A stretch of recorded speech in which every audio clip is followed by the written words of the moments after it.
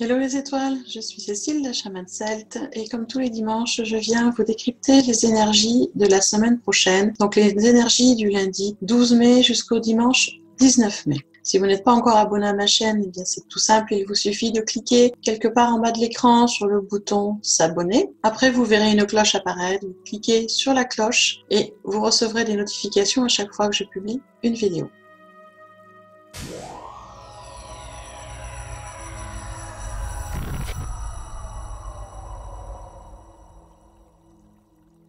Pour décrypter les énergies de la semaine prochaine, j'utilise mes capacités de canalisation, les runes et également des cartes de tarot qui sont cette semaine le tarot de la sagesse animale.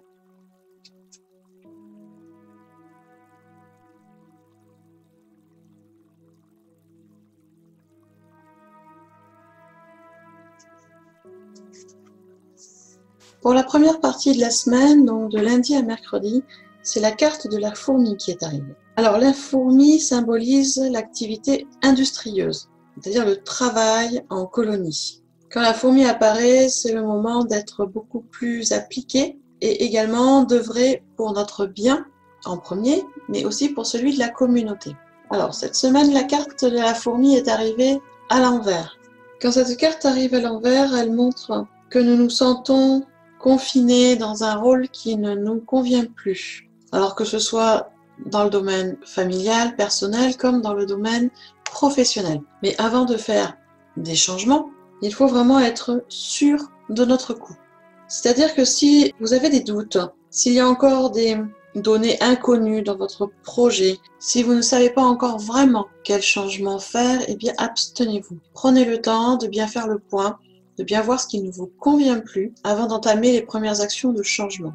Il faut vraiment, voilà, quand cette carte arrive à l'envers, faire le point sur ce que l'on veut, ce que l'on ne veut pas, sur nos responsabilités et être bien certaine de ce qu'il nous faut et de ce que nous voulons changer avant de démarrer quelque action. Cette carte est arrivée associée avec la rune Ehwaz, qui est une rune assez ambivalente, je dirais. Sa forme très particulière en double crochet symbolise l'union entre le haut et le bas, entre le matériel et le spirituel. Et c'est une rune qui amène des transformations. Elle est aussi appelée la rune de la mort, ce qui ne veut pas dire que quelqu'un va mourir ou que vous allez mourir, ça veut simplement dire que quand elle apparaît, elle amène beaucoup de transformations, de renversements de situation, de remise en question, beaucoup de bouleversements. C'est-à-dire qu'on est sur un passage d'un plan de réalité vers un autre, des changements de perception et beaucoup de remise en question. Vous voyez qu'elle correspond du coup très bien avec cette carte de la fourmi inversée, où on est vraiment sur une remise en question de là où on est, de ce qu'on fait, car a priori quelque chose ne nous convient plus, ne nous épanouit plus, et il va falloir vraiment faire un point et mettre en place des choses de façon réfléchie pour pouvoir renaître sur une nouvelle vie, une nouvelle phase.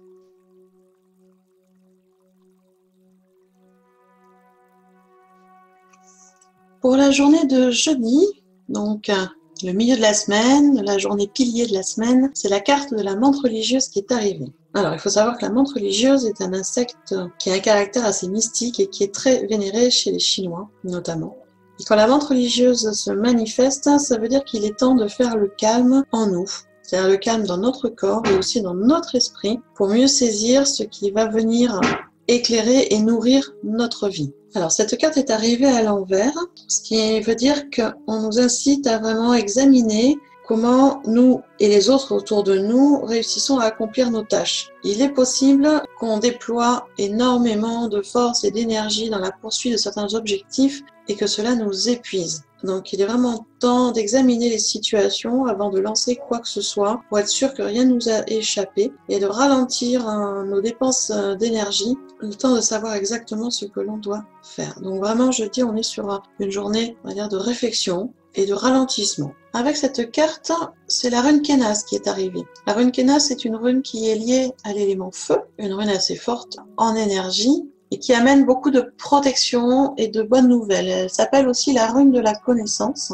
Et quand cette rune apparaît, elle amène beaucoup de force et elle amène aussi la personne à réfléchir sur son équilibre, c'est-à-dire à réconcilier les contraires avec prudence, tranquillement, et à se remettre dans l'équilibre des choses pour pouvoir mettre en pratique, pouvoir concrétiser tout ce qu'on a appris jusqu'à maintenant et pour pouvoir transmettre. Cette rune Kénaz enseigne que certes on peut progresser individuellement, mais que ça ne suffit pas, on doit aussi être accompagné et on doit aussi transmettre. Donc c'est quand même une énergie Kénaz qui est forte mais qui est très protectrice et très positive dans la transmission, dans l'apprentissage, dans l'enseignement et qui nous incite à chercher ce point d'équilibre où on va pouvoir rayonner pour soi et avec les autres.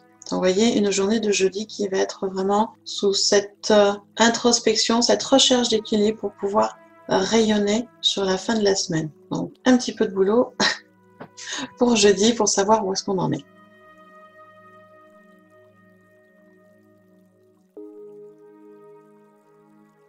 Pour la fin de la semaine, donc vendredi à dimanche, c'est la carte du faucon qui est arrivée. Alors le faucon est un rapace, bien évidemment, ce qu'on appelle chez nous un oiseau tutélaire, un oiseau tuteur qui nous enseigne énormément de choses, et notamment à observer.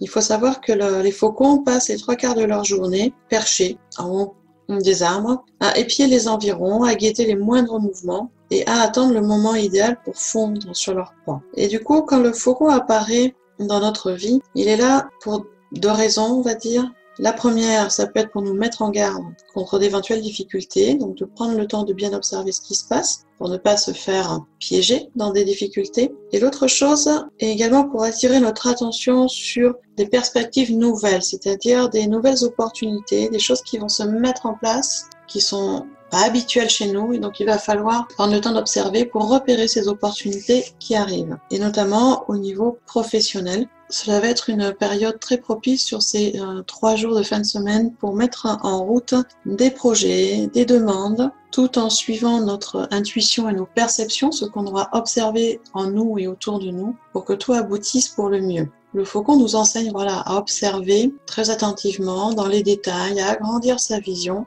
et également à faire confiance à son intuition et à ses perceptions. Et quand vous avez fait cette toute petite analyse qui va très vite en réalité, vous pouvez alors passer à l'action et mettre en route vos projets. On est vraiment sur une période qui est très positive pour la mise en route de projets professionnels. Et cette carte est accompagnée par Feuillou, qui est une rune liée à l'élément feu, encore une, et également au chiffre 8, le chiffre de l'équilibre et de la justice. Feuillou, c'est une rune de pouvoir et de contrôle. Elle représente l'abondance matérielle qui arrive, mais qui pour durer doit être partagée autour de vous. C'est la rune de l'énergie primordiale, donc c'est vrai qu'elle amène beaucoup de force et beaucoup d'instinct de création, beaucoup d'intuition, et elle nous pousse vraiment à agir. C'est vraiment, Feuillou, c'est l'impulsion première qui nous pousse en avant, qui nous pousse à avancer. Elle aide à libérer le potentiel et à prendre conscience de nos désirs les plus profonds. Du coup, elle est parfaitement en accord avec cette carte du faucon qui nous demande de suivre notre instinct, notre intuition et de passer à l'action dès qu'on sait où on va.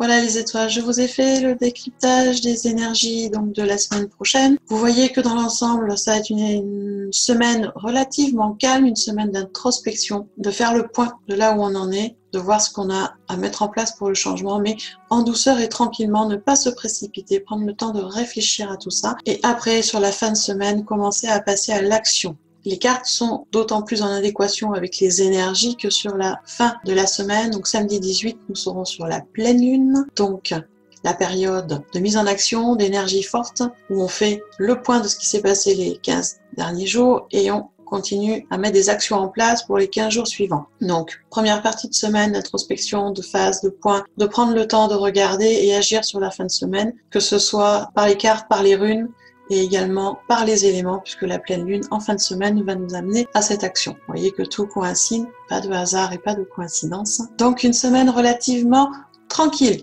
ça va nous faire du bien. On va en profiter pour souffler un petit peu aussi. Si vous voulez en savoir plus sur l'animal totem des cartes, si vous voulez en savoir plus sur les runes, certaines sont en position renversée, donc vont amener des changements particuliers dans certains domaines de vie, que ce soit professionnel, personnel ou dans notre psychologie, je vous invite à vous inscrire sur le petit mot 12. C'est un mail que j'envoie le lundi, le jeudi et le vendredi matin à 6h du matin, pour que vous ayez le temps de le lire et de mettre en application sur la phase de la semaine. Et dans ce mail, je vous mets bien sûr beaucoup plus d'explications sur l'animal, sur la rune et des conseils plus détaillés pour vous mettre en action par rapport à ce qu'il y a à faire sur l'énergie de cette période. Pour profiter de ce petit mot doux, il suffit tout simplement de vous inscrire. Vous avez le lien dans le descriptif sous la vidéo. C'est un mail qui est gratuit et qui va vous accompagner toute la semaine. En attendant, je vous souhaite un bon dimanche, une belle semaine et je vous dis à tout bientôt.